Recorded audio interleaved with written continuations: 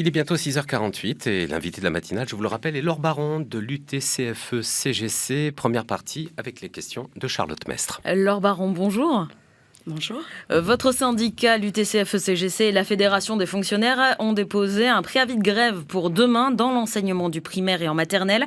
Vous voulez tirer la sonnette d'alarme. En quoi la situation est si alarmante dans nos écoles ? La situation est alarmante parce que aujourd'hui on n'a aucune écoute. Voilà plus de 3 mois qu'on a envoyé un livret intitulé Proposition pour une évolution de notre école. Ce livret a été envoyé à tous les élus de la Nouvelle-Calédonie, des provinces, aux mairies. Et dans ce livret, il y avait une partie constat et une partie proposition. Dans la partie proposition, il y avait des propositions concrètes venant des acteurs du terrain, de différents enseignants exerçant différentes fonctions, qui tiraient une sonnette d'alarme d'une société où les enfants réussissent moins. Et le dossier se terminait sur le constat principal qu'on fait, c'est que nos élèves réussissent moins.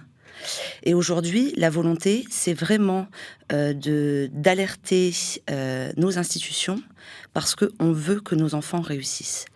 Et qu'est-ce qui avait motivé la création de ce livret qui déjà établissait un constat et faisait des propositions ? C'était un malaise qu'on pouvait ressentir de la part des enseignants.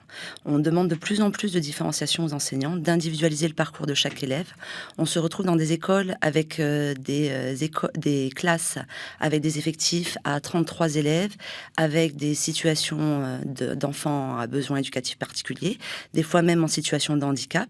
Et l'enseignant se retrouve seul. Donc l'enseignant mobilise tout ce qu'il peut pour essayer d'aider ses élèves, mais avec différents partenaires qui ne s'accordent toujours pas. L'enseignant se retrouve seul et voit que le niveau de sa classe baisse au fur et à mesure. Donc là, vous faites un parallèle entre la situation des enseignants qui sont pressés comme des citrons, vous le dites dans vos communiqués, et la situation d'échec scolaire. En quoi ces deux facteurs sont liés ? Alors aujourd'hui, nous on pense que pour qu'une école réussisse, il faut que nos enseignants soient bien et croient en ce qu'ils font. Aujourd'hui, on a des personnes qui éditent des programmes. Quand on les lit, des fois, on se dit qu'on est complètement en décalage avec les réalités du terrain. Et de devoir appliquer des choses que les enseignants savent que ce n'est juste pas possible, que certains élèves resteront à la traîne, alors que l'objectif, c'est vraiment la réussite de tous. L'enseignant, au bout d'un moment, se noie dans tout ce qui peut lui être demandé et les moyens humains et matériels qu'on lui fournit qui ne sont pas en adéquation avec la demande institutionnelle. Qu'est-ce qui manque en matière de moyens humains et matériels ? Alors, on parle souvent beaucoup d'enseignants spécialisés. À titre d'exemple, on a à peu près un psychologue scolaire pour plus de 100 élèves. Donc, quand on a un enfant qui a besoin d'être suivi, aujourd'hui, ce qu'on fait, c'est du saupoudrage. De la même manière, on a des enseignants spécialisés qui tournent dans les écoles, donc qui ont une formation particulière pour des élèves qui ont des situations soit au niveau des apprentissages, soit au niveau du comportement, et ils se retrouvent à tourner sur 7 écoles. Donc cette école, sachant qu'il y a plusieurs élèves dans une même école, on saupoudre et on ne va pas au fond du problème. Donc vous voudriez plus de moyens, une meilleure répartition, parce qu'on le sait, on est en restriction budgétaire partout. Donc qu'est-ce que vous demandez concrètement justement pour éviter ce saupoudrage qui est inefficace ?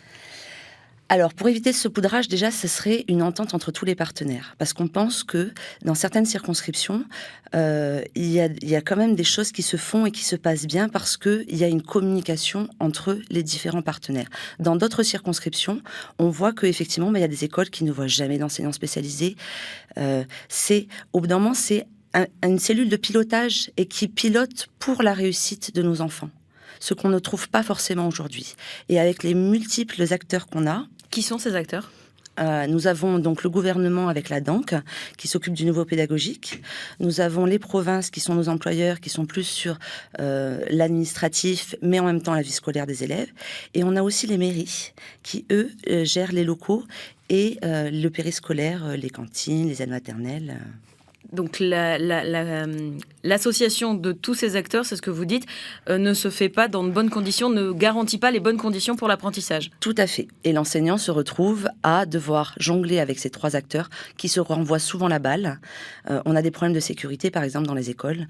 On a des parents d'élèves qui vont venir sur le temps scolaire agresser les enseignants, mais aussi les enfants, des fois dans la cour.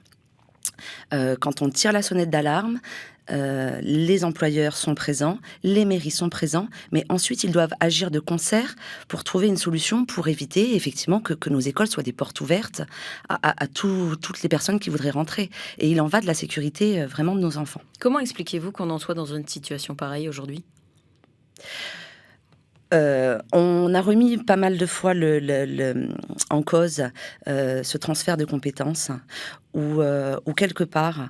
Donc, on remet pas du tout en cause ce qui a été fait. C'est juste qu'il fallait penser à une vraie concertation et aujourd'hui, on ne la sent pas.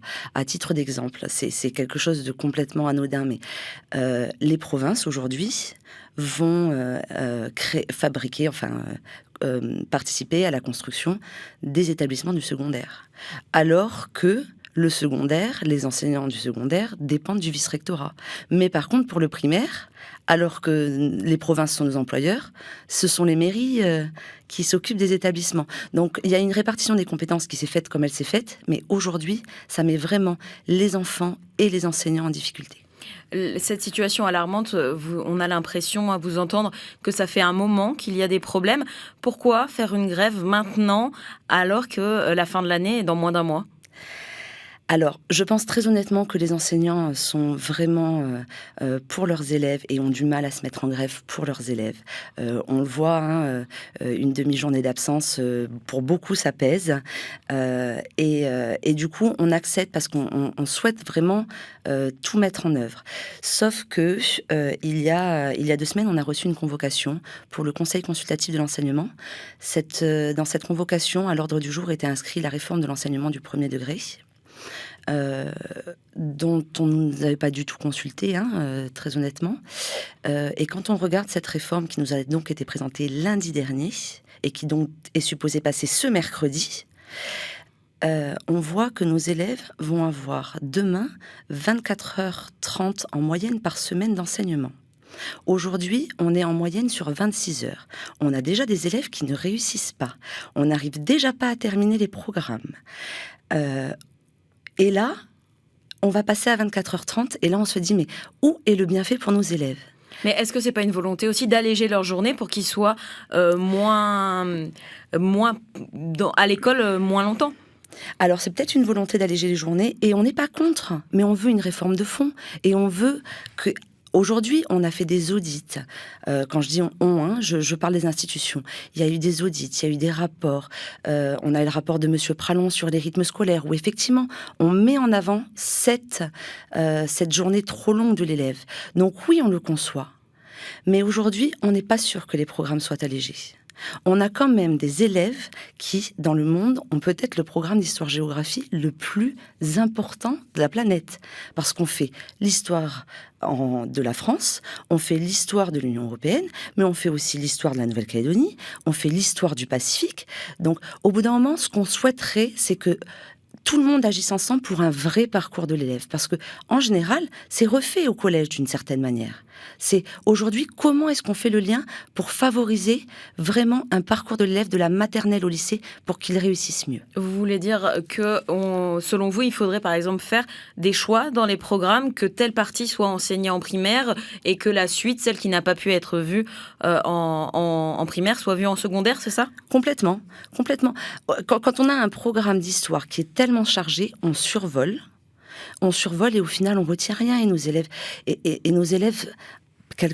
je dirais pas que c'est du temps perdu parce que toute notion est bonne à apprendre, mais on pourrait être beaucoup plus efficace. Et pour être plus efficace, il faut que tout le monde travaille main dans la main et qu'on pense à l'élève en priorité. Et pour gagner en efficacité, quelles sont vos propositions à l'UTCFE-CGC ? Alors, pour gagner en efficacité, donc effectivement, on souhaiterait une cellule de gestion qui fasse ce parcours de l'élève du primaire au secondaire, qu'on réfléchisse réellement au programme de comment les adapter sur toute une scolarité. De la même manière, on souhaiterait pouvoir voir avec les différents partenaires comment est-ce que on peut mettre des limites d'élèves dans des classes afin de répartir les enfants par bassin et qu'on se retrouve pas avec des classes à 16, 18 élèves et d'autres classes à 33. C'est vraiment au bout d'un moment harmoniser, réfléchir, harmoniser, s'entendre ensemble pour les aider. C'est Charlotte Mestre. Laure Baron, l'UTCFE-CGC et la Fédération des fonctionnaires qui sont à l'origine de cette grève ont annoncé une grève très suivie dans le primaire et dans les maternelles. Est-ce que ce matin, vous êtes en mesure de nous dire précisément combien d'écoles seront touchées demain ? Alors, on a des estimations, mais c'est vrai que je souhaite pas communiquer exactement les chiffres parce que je souhaiterais quand même que cette grève elle soit levée d'ici la fin de la journée. L'objectif, c'est vraiment d'alerter nos institutions et non pas de pénaliser nos enfants, nos élèves et les parents d'élèves. Donc, il y a encore une possibilité qu'il n'y ait pas de grève demain. Complètement. On souhaite qu'un protocole de fin de conflit soit signé et on souhaite que tous les acteurs soient présents afin de trouver une solution et d'être entendus. Il y a eu une réunion avec le gouvernement, les provinces et les mairies vendredi. Qu'est-ce qu'a donné cette réunion ? Alors cette réunion, elle va déboucher sur d'autres réunions en préparation. C'est quand même un premier pas, une avancée, mais on attend déjà beaucoup. Donc de ce matin où on va de nouveau se réunir sur différents points, il y aura de nouveau une réunion le 7 décembre. Et aujourd'hui, je pense et j'espère que nous avons été entendus. Qu'est-ce qu'il faudrait pour garantir qu'il n'y aura pas de grève demain ? Qu'est-ce que vous attendez de la réunion d'aujourd'hui ? Alors, je pense très honnêtement qu'on est vraiment un syndicat responsable. C'est-à-dire qu'aujourd'hui, on aurait pu partir en grève illimitée. On ne le souhaitait pas. On a pensé d'abord à nos élèves, à nos parents d'élèves. On s'est senti obligé de faire ce mouvement de grève. Et malheureusement, au bout d'un moment, on s'en sent pas responsable. C'est-à-dire qu'on a tiré la sonnette d'alarme. Quand vous écrivez un document de 44 pages et qu'on vous dit « Ah, mais on pensait pas que ça attendait une réponse », on se dit « Non, bon, on va loin quand même ». Donc on attend énormément. Si demain, on devait déclencher une grève. Si demain, on n'arrivait pas à un protocole d'accord, on serait malheureusement obligé de relancer un mouvement de grève, et cette fois-ci illimité. Ce serait un constat d'échec pour vous ? Ce serait complètement un constat d'échec. Ça veut dire qu'on n'écoute pas les gens du terrain. Ça veut dire qu'on ne prend pas en compte nos enfants et qu'on ne place pas la priorité de notre société dans l'éducation. On part au standard. 7h10, c'est le principe de cette deuxième partie. Thierry est avec nous. Bonjour Thierry. Oui, bonjour les amis, comment allez-vous ? Vous allez bien ? Excusez-moi, oui. Ça va bien Thierry. Une grève, je ne sais pas le fond du truc. Quoi. Quand il en soit, vous êtes des fonctionnaires. Les gars, c'est privilégié avec la bichière qui nous tombe en plein dedans, là. Avec nous, les pauvres gens qui touchent des salaires, une profonde bassesse, quoi. Et voilà, on ne comprend pas, hein. Moi, je ne sais pas le fond de votre grève, mais voilà, quoi qu'il en soit, vous êtes des fonctionnaires privilégiés, quoi. Thierry, écoutez la suite de l'entretien et comme ça, vous aurez une parfaite connaissance du dossier. On va donner la parole à notre invité Laure Baron pour vous répondre. Donc Thierry met en cause le fait que vous soyez fonctionnaire et privilégié. Qu'est-ce que vous avez à lui répondre ? Bonjour, on entend j'entends ce que vous nous dites, et là aujourd'hui il n'y a aucune demande indemnitaire, aucune revalorisation de salaire. Je pense que ça va être une des premières grèves où les agents font grève, non pas pour eux, mais pour leurs usagers, entre guillemets, pour parler des enfants et des parents. On n'est pas du tout en train de remettre en question nos salaires, nos primes, enfin ce qu'il peut y avoir. Aujourd'hui, c'est pour nos enfants qu'on le fait, et on se dit aussi aujourd'hui que si on ne le fait pas, on en payera les pots cassés dans 10 ans.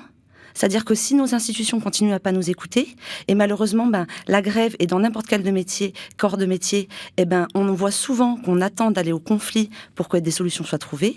C'est si on ne tire pas la sonnette d'alarme aujourd'hui, quand est-ce qu'on va la tirer? Et quand on voit les problèmes de société qu'on a aujourd'hui, de délinquance, de décrochage scolaire, d'absentéisme, les taux d'illettrisme, au bout d'un moment, on ne peut pas rester passif par rapport à ça. Et ça commence dès l'école primaire.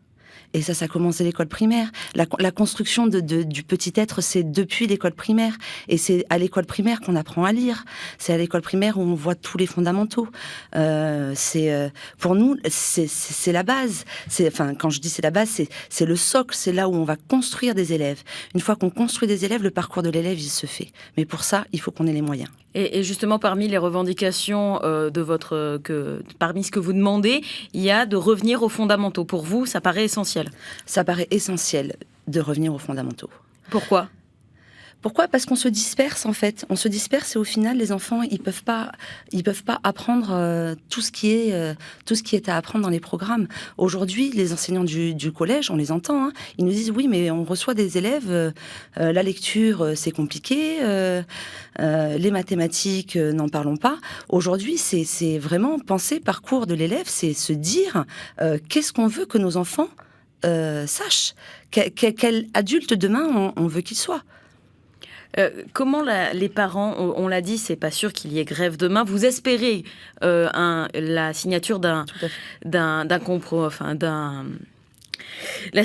accord.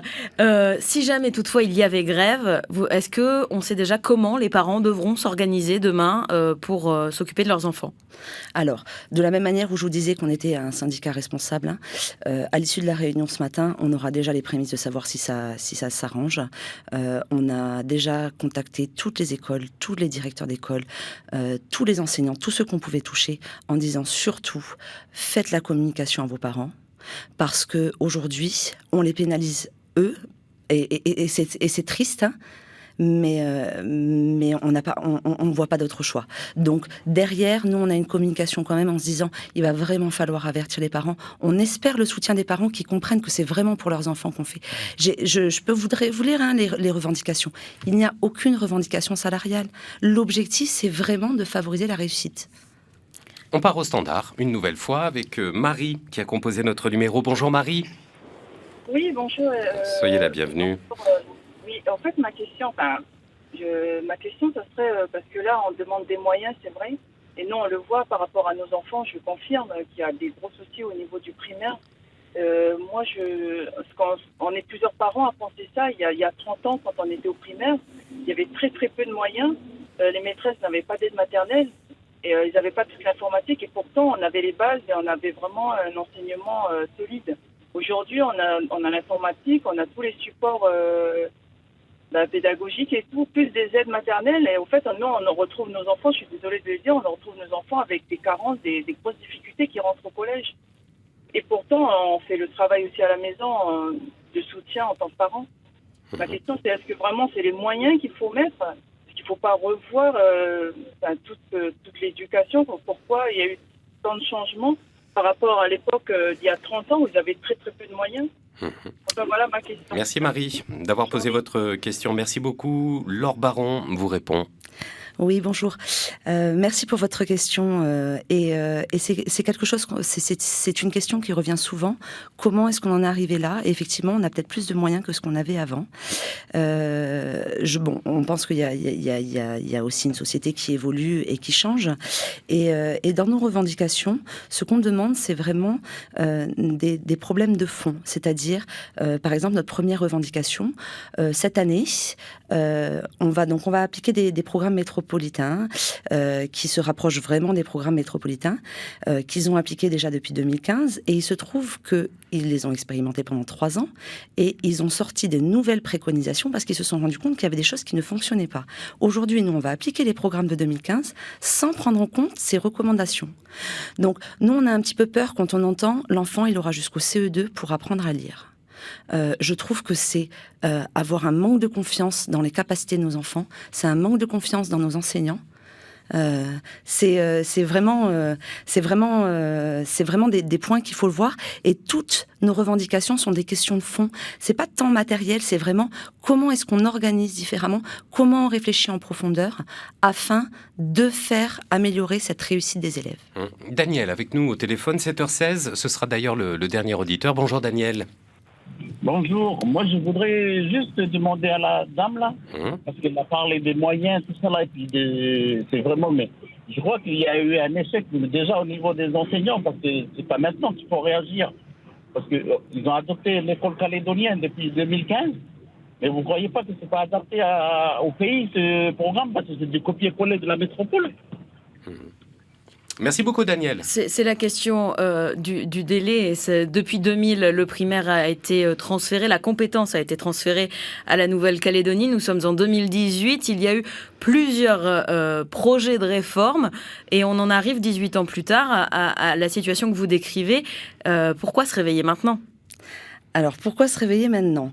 Alors, moi, j'ai entendu... Bonjour, monsieur. J'ai entendu une autre question derrière, c'est pourquoi est-ce qu'on applique encore des programmes métropolitains alors qu'on est indépendant là-dessus et qu'on pourrait faire nos propres programmes ? Et justement, on pose la question. On se la pose de regarder la région Asie-Pacifique. Les fondamentaux, ils sont nécessaires. Mais après, c'est comment est-ce qu'on les enseigne ? Et quand on voit des pays comme la Nouvelle-Zélande, où on a des niveaux scolaires qui, au fur et à mesure, augmentent, on a une éducation qui devient de plus en plus performante, c'est un exemple, la Nouvelle-Zélande, on a beaucoup d'autres pays dans l'Asie-Pacifique aussi où ça fonctionne, on se dit, pourquoi est-ce qu'on ne se pose pas la question de comment trouver des rédactions de programmes, des choses qui fonctionnent pour nos enfants en s'adaptant effectivement aux réalités du pays. Et qu'est-ce qu'on vous répond quand vous posez cette question ?